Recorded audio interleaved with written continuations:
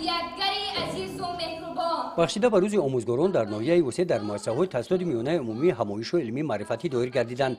در مؤسسه تحصیلات میانه عمومی رقم 53 با اشتراک نمایندگان مؤسسه‌های تعلیمی شهرک رودبوگ و شعبه معارف ناحیه در همایش معرفتی نسبت آموزگار همچون شخصی مفکوره‌ساز و تربیتگری نسل نورس از نقطه‌های پیام پرزیدنت جمهوری تاجیکستان محترم امامعلی رحمان یادآور گردیده در برآمدهایشان معلمان ابراز نمودند که بهر در عمل صادق بودن به کسب پرشرف آموزگاری و صادق بودن به باوری رهبری دولت همیشه سعی و کوشش نموده ایستادند.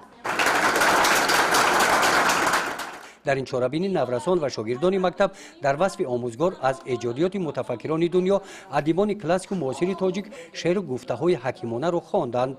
در این چاره‌بینی قید کرده شد که باعث افتخار است که این مؤسسه تعلیمی با اشتراک پیشوای ملت پرزیدنت جمهوری تاجیکستان محترم امامعلی رحمان سال 2010 مورد استفاده قرار داده شده است و از روی تاکیدهای رهبری دولت کلکتیو آموزگاران مکتب عمل نموده در سمت تعلیم و تربیت نسل نورس با موفقیت‌های کلان نائل می‌گردند.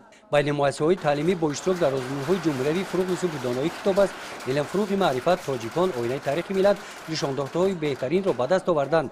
در چاره‌بینی از نام مقامات اجرایی حاکمیت دولتی ناحیه با آموزگارانی که شاگردانشان در اشتراک در آزمون‌های سطح جمهوری با نتیجه‌های خوب نائل گردیدند با آنها سپاسنامه‌ها قدر کرده شدند. همین گونه چاره‌بینی‌ها بخشیده به روز آموزگار در دیگر مؤسسه‌های تعلیمی ناحیه در سطح بلند دایر گردیدند.